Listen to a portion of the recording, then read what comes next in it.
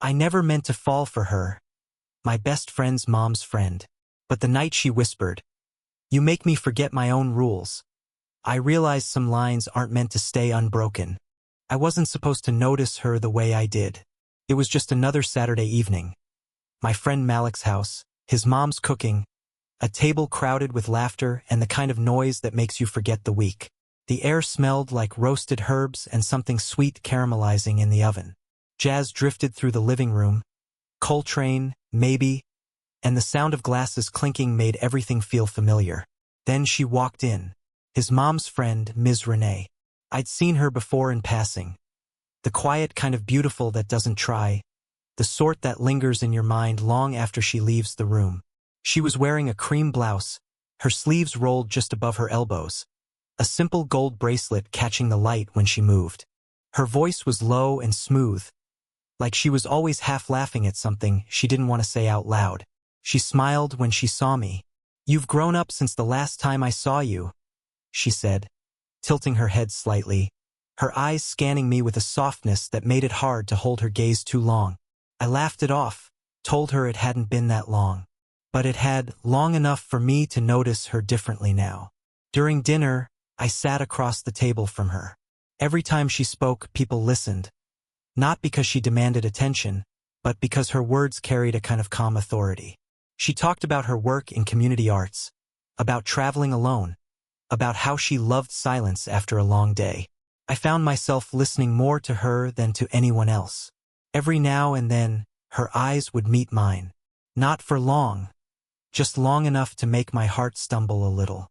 I told myself it was harmless, just admiration. She was older, wiser, part of my friend's family circle, off limits in every way that mattered. But the way she laughed, low and unguarded, made something shift quietly inside me. After dinner, we helped clean up. She handed me a dish towel, our fingers brushing. I felt it, that tiny electric awareness. She must have felt it too, because she looked up for a moment longer than she needed to. "You've got a gentle way about you," she said, almost to herself. I didn't know what to say to that, so I just smiled. Later, when everyone gathered in the living room, she sat by the window with her glass of wine, the city lights reflecting in her eyes. I remember thinking she looked like someone who had lived enough to know what she wanted, but maybe not enough to stop wanting more. I left that night pretending nothing had changed. But in the quiet drive home, her voice, the softness of it, the weight of her glance, played in my head like a song I couldn't turn off. I didn't know it yet, but that dinner was the beginning of everything. After that night, it felt like she started showing up everywhere. Maybe it was coincidence, or maybe the universe was being a little reckless on purpose. Community gatherings, small cookouts, Malik's mom hosting weekend brunch, and there she'd be, Ms. Renee, the same calm, graceful presence that seemed to make every room quieter. She always greeted me the same way, "Hey, stranger." It sounded playful, but there was something beneath it, a familiarity that hadn't earned its name yet. We started talking more. At first, it was small things, music, books, the difference between coffee people and tea people. She said she loved the quiet of mornings before the world woke up. I told her I found peace in night drives with no destination. Somehow, those small talks started turning into real conversations. There was one afternoon I remember best. Early fall, sunlight spilling through the living room curtains in soft gold. Malik's mom had stepped out for groceries, and Ms. Renee was helping fold laundry. I offered to help just to stay close, pretending it was the polite thing to do. We talked about her job, about how she'd been trying to start painting again but couldn't seem to find the time. "You ever notice," she said, eyes still on the folded shirt in her hands, "how the older you get, the more excuses you collect?" I nodded. "Yeah, except you don't call them excuses anymore. You call them responsibilities." She looked up then, and for a second I swear the world slowed down. Her eyes lingered on mine, warm but searching. "You talk like someone older than 20-something, she said softly. I shrugged, trying to hide the smile tugging at my lips. Maybe I just listen well. That earned a quiet laugh from her. The kind that starts low in the chest and fades into silence, leaving something sweet behind. Every time we talked, I noticed things I hadn't before. The faint scent of vanilla in her hair, the way her laugh always came with a small tilt of her head, like she couldn't quite help herself.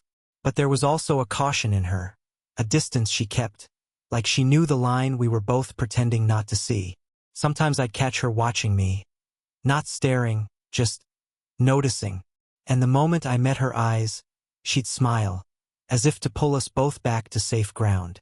Still, those conversations stayed with me, in my head long after they ended. The way she said my name, the pauses that lasted just a second too long, the warmth that followed every goodbye. I told myself I was imagining it, that it was just kindness. But somewhere between the small talk and the silences, something real had started to grow. And the more we tried to ignore it, the me didn't see her for almost 3 weeks. No quick hellos. No shared coffee cups or quiet talks that stretched longer than they should. Just silence. At first, I told myself it didn't matter, that maybe she was busy, traveling, living her life. But the truth? I noticed her absence more than I should have. I caught myself glancing toward the door whenever Malik's mom mentioned having guests. I'd scroll through old text threads, stopping at messages from Malik that happened to mention her name. It was like she'd slipped out of sight, but not out of reach. The strange thing about distance is how it can make small memories louder. The sound of her voice saying my name, the warmth of her hand brushing mine that night at dinner, the way she'd look at me, calm, composed, yet somehow vulnerable in those quiet moments when no one else was watching. I didn't realize how much space she'd started to take up in my mind until she wasn't around anymore. Then one evening I saw her again. It was at a neighborhood event, a local fundraiser for the art center she worked with. The room buzzed with laughter and conversation, but my eyes found her instantly. She looked radiant. Navy dress, simple earrings, her hair falling loosely around her shoulders. She noticed me too. I could tell by the brief flicker in her expression. A flash of something caught between surprise and hesitation. We exchanged polite smiles, nothing more. But even from across the room, I could feel that same pull, quiet, steady, undeniable. Later that night, when most people had left, we finally crossed paths near the exit. "Been a while," I said, trying to sound casual. "It has," she replied, her voice softer than I remembered. Then she glanced away, like she was thinking of what to say next, or what not to say. I thought it'd be better if I kept some distance. Her honesty hit harder than I expected. "Better for who?" I asked. She didn't answer, just smiled faintly, a sad kind of smile, and said, "You're kind. You don't need the kind of complication I bring." There it was, the quiet confession she didn't mean to give. I wanted to tell her that she wasn't a complication, that she'd become something steady in my otherwise uncertain life. But the words wouldn't come. Instead, I nodded. "I understand." She looked at me then, eyes soft but heavy, like she was fighting her own heart. "You don't," she said, barely above a whisper. And then she was gone, walking out into the night with her coat draped over her arm, leaving behind the faint scent of her perfume and a silence I couldn't shake. That night, I learned something about distance. It doesn't always fade feelings. Sometimes, it sharpens them. And as I drove home, every streetlight, every breath of cool air reminded me just how much I missed her, even when I wasn't supposed to. Or impossible it became to pretend it wasn't there. It was one of those evenings when the world felt heavier than usual. The sky low, rain steady, the kind of night that makes people softer without meaning to. Malik had invited me over again. His mom was hosting a small get-together. Just a few neighbors, laughter echoing from the living room, plates clinking in the kitchen. I wasn't expecting to see her there. But then I heard her laugh, low, unmistakable, and my pulse quickened before I even saw her face. Ms. Renee. She stood by the window, a glass of red wine in her hand, her reflection blurred by raindrops on the glass. She looked peaceful and distant, like she was there, but her thoughts were somewhere miles away. We didn't speak much that evening, just polite smiles and half-conversations in passing. But when the rain refused to stop and everyone started leaving, Malik's mom asked if someone could drop me home. Renee offered before I could answer. The drive started quiet, wipers sliding rhythmically, jazz humming low from the speakers. Streetlights flickered across her face, tracing the softness of her features. The way her lips pressed together when she was deep in thought. I finally said, "You've been avoiding me." She let out a quiet laugh. Not playful, not defensive, just honest. "Maybe I have." "Why?" Her hands tightened slightly on the steering wheel. "Because sometimes the best way to protect something good is not to touch it." I looked at her then, really looked. "Is that what we are? Something good?" Her eyes flicked toward me, then back to the road. "You're young. You still believe in simple answers. I admire that." I smiled faintly. "And you don't." She took a breath, long and slow. "I used to, before life got complicated." For a while, neither of us spoke. The car filled with nothing but rain and the quiet ache of things unsaid. Then she whispered, almost to herself, "You make it hard to remember where my lines are." I turned toward her, heart pounding. "Lines?" Her voice trembled just slightly. "The ones I promised myself I'd never cross." The air between us felt charged, too still, too alive. I could see her hands trembling slightly on the steering wheel. "You don't have to be afraid of me," I said softly. "I'm not trying to take anything from you." Her eyes glistened when she finally met mine at a red light. "That's what makes it harder," she whispered. "You just see me." For a moment, the silence was heavier than the rain. Then the light turned green and she looked away, but the damage was done. The rest of the drive passed without another word. But in that silence, something had shifted. Something real and fragile, like glass catching the faintest light. When she dropped me off, I thanked her quietly. She didn't answer, just gave me that same searching look, then drove off into the rain. That night I couldn't sleep. Her words kept echoing in my head. Not loud, but deep. "You make it hard to remember where my lines are."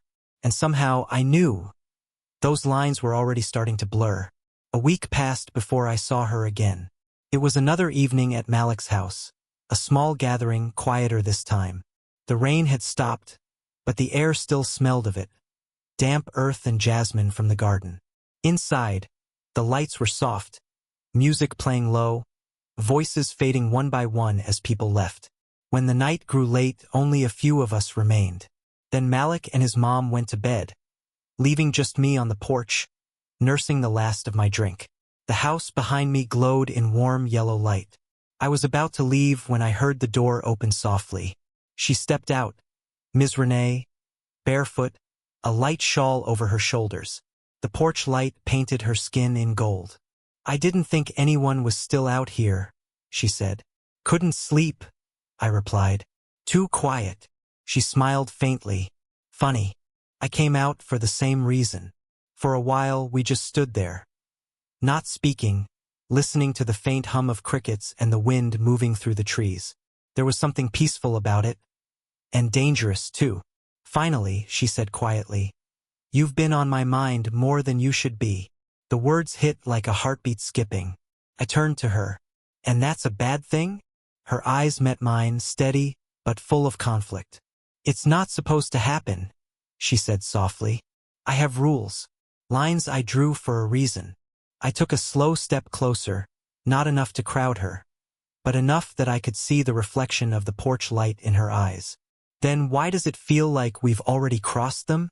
She exhaled, a quiet, shaky breath that said more than words ever could. Her hand rested on the railing, fingers tapping lightly, as if trying to hold onto her composure. "I'm supposed to be the responsible one," she whispered. "The adult. The example." I smiled gently. "You're also human." She laughed, softly, almost bitterly. "You don't make this easy, you know that?" "Maybe it's not supposed to be easy," I said. She turned to me then, and for the first time, there was no distance in her eyes. Just raw, unguarded emotion. "I haven't felt like this in a long time," she confessed. Her voice trembled, not with fear, but with honesty. "You make me forget my own rules." The words hung in the air between us, fragile, real, irreversible. For a moment, neither of us moved. The night held its breath. Then she reached out, almost without thinking, and brushed her hand against mine. It wasn't a bold touch, just a quiet, trembling connection. But it carried everything we'd both been holding back. I could feel her heartbeat in her fingertips. When she finally pulled her hand away, she didn't apologize. She just looked at me, eyes full of something deeper than regret. "Good night," she said softly, her voice barely steady. And then she went inside, leaving the door half open, and my heart completely undone. That night, I realized something simple and terrifying. Love doesn't always break rules. Sometimes it rewrites them. For a few days after that night, I didn't reach out, and neither did she. It wasn't avoidance, not exactly. It was that kind of silence that sits between two people when both already know what's true, but neither wants to name it yet. I tried to distract myself. Work, errands, anything to keep my mind busy, but everything reminded me of her. The way she laughed under her breath, the warmth of her hand on mine, the sound of her voice saying, "You make me forget my own rules." Every time I replayed it in my head, it felt less like a confession and more like a turning point. Something fragile, irreversible. A few evenings later, Malik's mom invited me over again. I almost said no, but something in me wanted closure, or maybe just one more moment near her. She was there. Of course she was. But that night, she seemed different, calmer, though her smile carried the faint trace of something unresolved.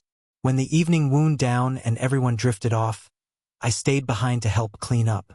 She came into the kitchen as I was drying the last of the dishes. "I wasn't sure you'd come tonight," she said softly. I turned toward her. "I almost didn't." "Because of what I said?" "Because of how I felt when you said it." She took a step closer, folding her arms loosely, leaning against the counter. "You think feelings make things simpler. They don't." "I know," I said quietly. "But pretending they don't exist doesn't make them disappear either."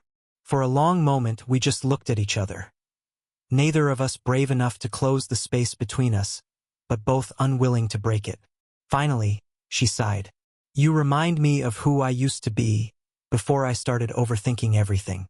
Before I let fear make my choices." I shook my head. "I don't want to be a reminder, Renee. I just want to be real to you." Her eyes softened at that. "You are. That's what scares me." She stepped closer then, her hand reaching up to touch my face. Not in passion, but in something deeper. Her thumb brushed lightly along my jaw, and I could feel the tremor in her fingertips. "I don't know where this goes," she whispered. "I can't promise it's simple or safe." I covered her hand with mine. "I don't need simple. I just need honest." For a second, she closed her eyes, like she was letting the truth settle between us. Then she smiled, small, tired, beautiful. "Honest," she repeated. "Okay." The moment felt like an understanding. Not a decision, not yet, but a quiet agreement that whatever this was, it was real. When I left that night, the air felt lighter. The confusion was still there, but so was something else. A calm acceptance that love doesn't always wait for permission. Sometimes it just asks for the next morning. Everything felt still. The rain had stopped, sunlight filtering softly through a thin layer of clouds. The world looked washed clean, as if the night had rinsed away everything heavy. I hadn't slept much. Every time I closed my eyes, I saw her. The way she looked at me before she whispered, "Okay," last night. It wasn't a promise. It wasn't surrender. It was something quieter, a kind of peace that comes when you finally stop fighting what's already true. When I walked into the kitchen, she was already there. Ms. Renee, sitting by the window, a mug of coffee between her hands, her hair still a little tousled from the breeze coming through the open door. She looked up and smiled. Not shyly, not nervously, just softly. "Morning," she said. "Morning." The word felt different on my tongue. Lighter, but full of meaning.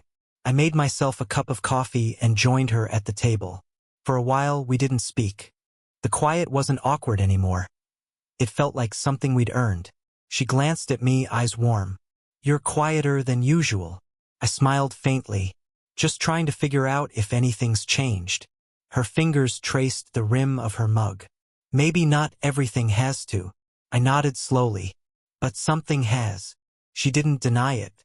She just sighed, looking out the window where sunlight caught the edges of the leaves. I've spent most of my life doing what's right, or at least what looked right, saying no to anything that didn't fit inside the lines I drew for myself. And now, I asked. Her lips curved slightly. Now I'm realizing that maybe life isn't about avoiding mistakes. It's about choosing which ones are worth making. Her honesty hung in the air between us, soft but certain. I reached across the table, and this time she didn't hesitate. Her hand met mine halfway, fingers interlacing gently. No rush, no guilt, just warmth. She looked at our hands, then back at me. I don't know what happens next, she admitted. But for once, I'm okay not knowing. I smiled. Then that's enough. Outside, a breeze carried the smell of wet earth and jasmine. Somewhere in the distance, someone was playing an old R&B song. Something slow, full of nostalgia. It felt like the world itself had slowed to match our rhythm. She leaned back in her chair, a quiet peace settling over her face. She said, you've reminded me what it feels like to be seen. Not as someone's friend, not as a responsibility, but just as me. I didn't need to respond. The silence between us said everything. When I finally stood to leave, she walked me to the door. We didn't make promises. We didn't need to. She touched my arm lightly, a simple, grounding touch. Take care of yourself, she whispered. I nodded, smiling. You too. As I stepped outside, the sunlight hit my face, warm and forgiving. And even though we hadn't said the words, I knew, whatever this was, however it ended, it had changed us both in ways that would last far beyond that morning. The next morning, everything felt still. The rain had stopped, sunlight filtering softly through a thin layer of clouds. The world looked washed clean, as if the night had rinsed away everything heavy. I hadn't slept much. Every time I closed my eyes, I saw her. The way she looked at me before she whispered, "Okay," last night. It wasn't a promise. It wasn't surrender.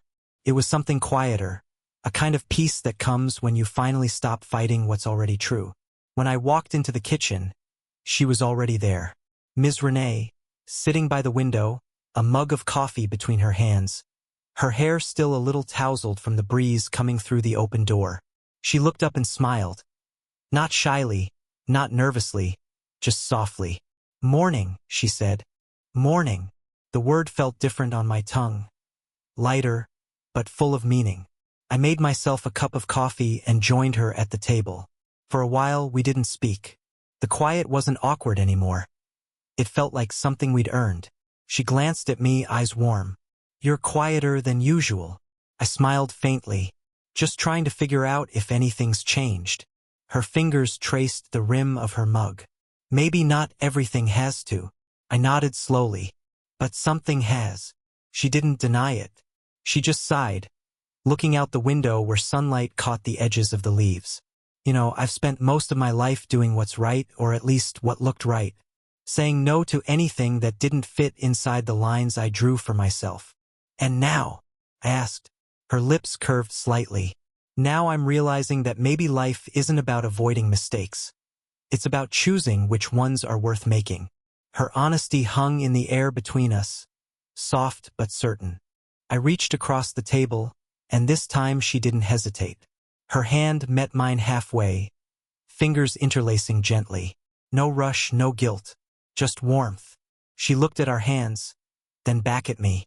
I don't know what happens next, she admitted. But for once, I'm okay not knowing. I smiled. Then that's enough. Outside, a breeze carried the smell of wet earth and jasmine. Somewhere in the distance, someone was playing an old R&B song. Something slow, full of nostalgia. It felt like the world itself had slowed to match our rhythm. She leaned back in her chair, a quiet peace settling over her face. She said, "You've reminded me what it feels like to be seen. Not as someone's friend, not as a responsibility, but just as me." I didn't need to respond. The silence between us said everything. When I finally stood to leave, she walked me to the door. We didn't make promises. We didn't need to. She touched my arm lightly, a simple, grounding touch. "Take care of yourself," she whispered. I nodded, smiling. "You too." As I stepped outside, the sunlight hit my face, warm and forgiving. And even though we hadn't said the words, I knew, whatever this was, however it ended, it had changed us both in ways that would last far beyond that morning.